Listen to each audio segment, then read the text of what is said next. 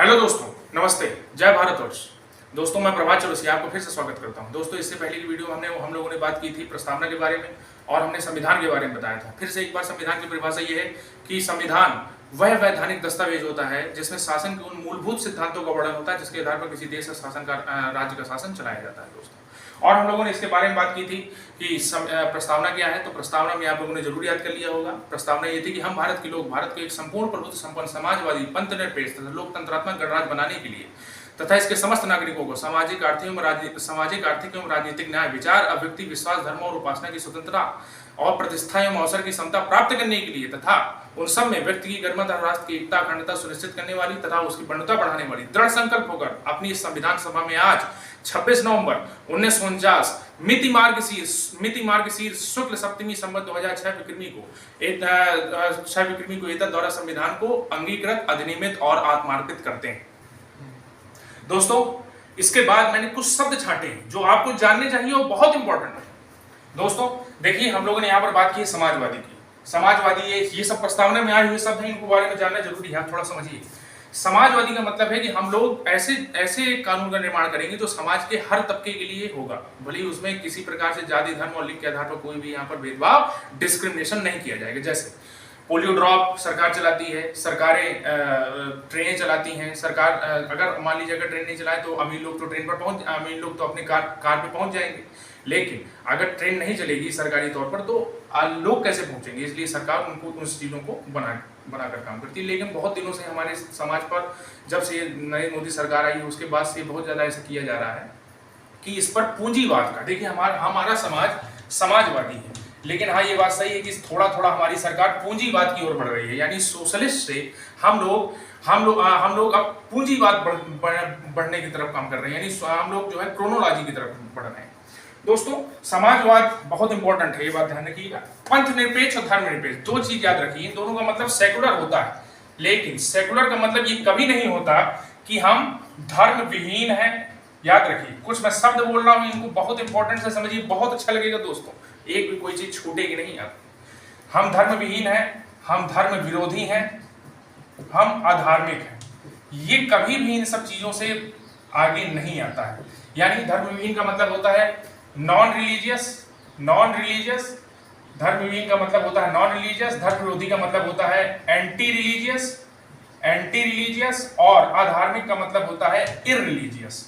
यानी कहीं भी हम लोग, हमारा देश, याद रखिए दोस्तों, मैं आपको बता देना चाहता हूं, कभी भी कोई आपसे पूछे कि भारत के बारे में बताइए तो आप एक शब्द पे कहिएगा हम सेकुलर जरूर हैं, लेकिन हम नॉन रिलीजियस यानी धर्म विहीन नहीं है। हमारे देश में हिंदू मुस्लिम सिख ईसाई लोगों का धर्म है, बहुत सारे ज्यूज यहूदियों का भी अलग अलग धर्म है।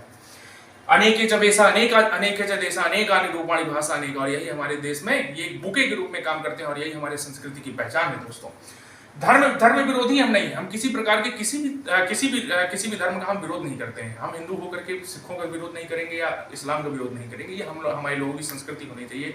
ये कानून के वेदांताओं, नीति निर्माताओं ने भी माना था। दोस्तों हम अधार्मिक नहीं है, इररिलीजियस नहीं है, और कोई भी ऐसा इंसान नहीं है जो धर्म से ना जुड़ा हो, यानी सब धर्म से जुड़े हुए हैं। लेकिन हाँ, हम ये नहीं है, ना हम धर्म विहीन है, ना धर्म विरोधी, ना अधार्मिक, लेकिन हम सेकुलर हैं। हम किसी पर भी धर्म के आधार पर कभी किसी के साथ भेदभाव, डिस्क्रिमिनेशन नहीं करेंगे। दोस्तों फिर इसके बाद एकता और अखंडता, ये बहुत इंपॉर्टेंट चीज है। एकता अखंडता के बारे में ये मैं कहना चाहता हूं कि हमारा कोई भी ऐसा कदम ऐसा नहीं होना चाहिए जिससे भारत की राष्ट्र की एकता खंडित होती हो। यानी हमारा राष्ट्र की एकता और अखंडता सबसे ऊपर है, देश सबसे ऊपर है, यही भावना हमारे साथ होनी चाहिए। प्रस्तावना को शब्द से जो मैंने यहाँ पर छांटे। दोस्तों लाइट चली गई है, पसीना निकल रहा है, कोई बात नहीं। देखिए दोस्तों, अब एक चीज और बता करके मैं तुरंत बेरूबारी मामले में और केशवानंद भारती मामले में आता हूं। रुके रहिए, देखिए समझिए। हमारे देश की जो प्रस्तावना है संविधान में, उसमें कुछ शब्द है कभी भी नहीं इस्तेमाल किए गए। वो क्या है? संघ नाम का शब्द कभी भी इस्तेमाल नहीं किया गया। भारत प्रस्तावना में कभी भी संघ नाम का शब्द नहीं है। और दूसरा सुन लीजिए, और मताधिकार यानी राइट टू वोट, मताधिकार का मतलब होता है राइट टू वोट, ये दो शब्द कभी भी इस्तेमाल नहीं किए गए हमारे देश में, कभी भी इस्तेमाल। हाँ, लेकिन लोकतंत्र को बचाने के लिए, लोकतंत्र में सरकार चुनने के लिए इन दोनों का इस्तेमाल किया जाता है, लेकिन ये शब्द इस्तेमाल नहीं किए गए हैं। दोस्तों और एक बात सुन लीजिए, इसमें जो बंधुता शब्द है ये भी बहुत इंपॉर्टेंट है, समझते एक एक चीज इंपॉर्टेंट है दोस्तों। ये फ्रांसीसी क्रांति से आया है, याद रखिएगा। जो बंधुता शब्द हमारे प्रस्तावना में है ये फ्रांसीसी क्रांति से है। और जो सामाजिक आर्थिक राजनीतिक न्याय के बारे में बात की गई है, जो सामाजिक आर्थिक एवं राजनीतिक न्याय के बारे में बात की गई है, ये 1917 के रूसी क्रांति से। कहां से है दोस्तों? रूसी क्रांति से। देख लीजिए, इससे ज्यादा प्रस्तावना के बारे में, इससे ज्यादा प्रस्तावना की उसके हर वर्ड्स के डिस्क्राइब के बारे में इससे ज्यादा हो नहीं सकता। याद रखिएगा, संघ और मताधिकार आदि शब्दों का प्रयोग नहीं हुआ है। बंधुता शब्द फ्रांसीसी क्रांति से है, और सामाजिक आर्थिक और राजनीतिक न्याय जो हमारे प्रस्तावना में दिया गया है ये रूसी क्रांति से। दोस्तों, इसके बाद प्रस्तावना के जो वर्ड है उनका डिस्क्राइब करने के बाद क्या शब्द हैं, क्या शब्द नहीं है, कोई कहां से आया है, ये डिस्क्राइब करने के बाद इससे अच्छा आपको मटेरियल नहीं मिल पाएगा दोस्तों। आप ये समझ लीजिए, ये जो मैं पढ़ा रहा हूँ यही आपका लास्ट क्लाइमेक्स मानकर चलिए, यही पढ़िए दोस्तों। इसके बाद हम लोग ने जो बात की थी बेरूबरी मामले की, वो घड़ी आ चुकी है आपको बताने के लिए दोस्तों। बेरूबरी मामले को बेरूबरी यूनियन मामला भी कहते हैं। और याद रखिएगा, ये कब हुआ था? 1960, जब जवाहरलाल नेहरू प्रधानमंत्री थे हमारे, 1941-1964 तक। इसमें क्या हुआ समझिए आप। और दूसरा मामला मैंने क्या बताया था? केशवानंद भारती। दूसरा मामला मैंने बताया था केशवानंद भारती बनाम केरल राज्य। याद रखिए दोस्तों, ये हुआ था 1973। देखिए, दो चीज समझिए, बेरूबरी यूनियन मामला 1960 में हुआ, और केशवानंद भारती बनाम को हम लोग बोलते हैं वर्सेस, जैसे इंडिया वर्सेस श्रीलंका का मैच। केशवानंद भारती वर्सेस केरल राज्य का मामला 1973 में हुआ। अब इन दोनों में थोड़ा सा अंतर समझिए। अब प्रस्तावना में भी सुप्रीम कोर्ट तक जाता होगा दोस्तों, बहुत बड़े केसेस हैं, प्रस्तावना के बारे में भी गया, बताइए। देखिए समझिए, जो बेरूबरी यूनियन मामला है इसको मैं बहुत 1 मिनट में आपको बता दूं, कभी कोई दिक्कत नहीं होने वाली। समझिए, बेरूबरी यूनियन मामले में सुप्रीम कोर्ट ने कहा, एससी ने कहा, सुप्रीम कोर्ट, एससी कभी भी लिखूं आप, सुप्रीम कोर्ट समझिएगा। बेरूबरी यूनियन मामले में सुप्रीम कोर्ट ने कहा कि जो प्रस्तावना है वो संविधान का अंग नहीं है। याद रखिए, फिर से सुनिए, प्रस्तावना संविधान का अंग नहीं है। और ये बहुत इंपॉर्टेंट होने वाला है, ये 2 मामलों से आप बहुत कुछ समझ जाएंगे। आगे हम सुप्रीम कोर्ट पढ़ाएंगे, उसके बारे में फिर ये रिट भी कैसे जारी होती है सब पढ़ाया जाएगा, लेकिन आप समझिए बहुत इंपॉर्टेंट है। बेरूबरी यूनियन मामले में कहा गया कि प्रस्तावना संविधान का अंग नहीं है। किसने कहा दोस्तों? सुप्रीम कोर्ट ने। आपसे कोई पूछे क्या है तो कह देना कि इसमें सुप्रीम कोर्ट ने कहा कि प्रस्तावना संविधान का अंग नहीं है, यानी the preamble is not the part of the Indian constitution. लेकिन जो केशवानंद भारती था दोस्तों, याद रखिए, केशवानंद भारती, इसके बाद मैं जो चीज बताने वाला हूं ये आपके लिए बहुत अच्छी है, सुनिए। केशवानंद भारती में भी सुप्रीम कोर्ट ने कहा कि हाँ, प्रस्तावना संविधान का अब क्या है दोस्तों? अंग हो गई है। प्रस्तावना संविधान का अंग है, याद रखिए। और इसको अंग बस नहीं, इसको भावना भी कहा गया। भावना बस नहीं, इसको कुंजी भी कहा गया। कुंजी बस नहीं, इसको मनोभाव भी कहा गया। यानी इतनी सारी चीजें बताई गई। सुप्रीम कोर्ट ने कहा, एससी ने ही कहा कि ये प्रस्तावना संविधान का अंग है। और अंग बस नहीं, भावना, कुंजी और मनोभाव भी है। इमोशंस है, की है, और हमारा ये मनोभाव है। और देखिए, बेरूबरी मामले में कह रहा था कि प्रस्तावना संविधान का अंग नहीं है, लेकिन केशवानंद भारती और केरल राज्य के 1973 के मामले में, यानी 13 साल बाद, जब केशवानंद भारती ने जब केरल राज्य के खिलाफ मुकदमा लड़ा, जब उच्चतम न्यायालय पे गया, तब उसने कहा कि संविधान का अंग है। यानी आपसे कोई पूछे, कह दो बेरूबरी मामले में कहा गया है कि संविधान का अंग नहीं है प्रस्तावना संविधान का अंग नहीं है, सुप्रीम कोर्ट ने कहा। यह भी सुप्रीम कोर्ट ने और ये भी सुप्रीम कोर्ट ने। लेकिन केशवानंद भारती में कहा कि संविधान का अंग है। लेकिन याद रखा, अब आपको लग रहा होगा संविधान, उच्चतम न्यायालय, इतना बड़ा न्यायालय है, ये कैसे एक बार कह सकता है हाँ, और ये कैसे एक बार कह सकता है ना? तो आपके लिए ही मैं बता रहा हूं, ये प्लस पॉइंट है, आप लोग इसको जान कर रहिए। ये बहुत बड़ी बात मैं आपको बताने वाला हूं, समझिए। ये बात ये है कि आप सोच रहे होंगे एक बार जो सुप्रीम कोर्ट है वो हाँ कह रहा है, वो एक बार सुप्रीम कोर्ट कह रहा है नहीं है, और फिर एक बार सुप्रीम कोर्ट कह रहा है हाँ। आखिरकार ये क्या चल रहा है? सुप्रीम कोर्ट तो अपने फैसले को ही पलट रहा है। ये कैसे पलट रहा है? नहीं, समझिए, सुप्रीम कोर्ट को आर्टिकल 137, याद रखिएगा दोस्तों, मैं जब अनुच्छेद आपको पढ़ाऊंगा एक तरफ से पढ़ाऊंगा, कहीं भी कोई भी घबला नहीं होगा, मेरी वीडियोस बस में बने रहिएगा। आर्टिकल 137 कहता है कि सुप्रीम कोर्ट अपने फैसले को पलट सकता है।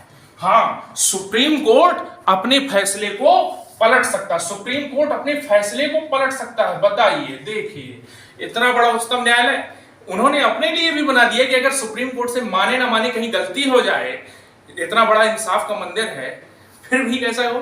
तो इसमें कहा, आर्टिकल 137 कहता है, जब हम सुप्रीम कोर्ट आपको पढ़ाएंगे तब हम आपको बताएंगे कि 137, लेकिन फिर भी समझ लीजिए कि यहाँ पर बेरूवरी मामले में उसने कहा नहीं है, फिर बाद में केशवानंद भारती ने कहा हाँ। तो याद रखिए 137 इजाजत देता है, कानून के रखवालों ने इस बात को बनाया था संविधान की किताब लिखते समय कि अगर सुप्रीम कोर्ट से कभी भी गलती हो जाए तो 137 के आधार पर वह अपने फैसले को बदल सकता है। इसलिए बाद में, पहले बेरूवरी में कह रहा था नहीं है, केशवानंद भारती में कहा उसने हाँ। यानी आप ये दो मामलों को समझ लीजिए, ये सुप्रीम कोर्ट से रिलेटेड है, ये प्रस्तावना से रिलेटेड है, ये बहुत एग्जाम ओरिएंटेड है और ये आते भी हैं दोस्तों। उम्मीद है कि आपको बेरूवरी और केशवानंद भारती समझ में आया।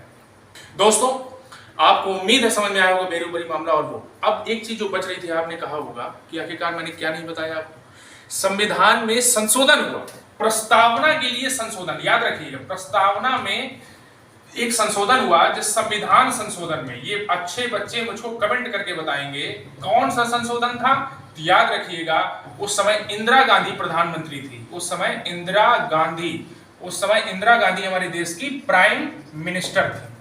और ये संविधान संशोधन 1976 में हुआ। उनकी 1984 पे असैसिनेशन करके उनकी मौत कर दी गई थी, मर गई थी वो। इंदिरा गांधी बहुत ही शक्तिशाली प्रधानमंत्री थी हमारे देश की। उन्होंने 1976 में एक संविधान संशोधन किया। वो कौन सा था? 42वां। यानी याद रखिए, 42वां संविधान संशोधन।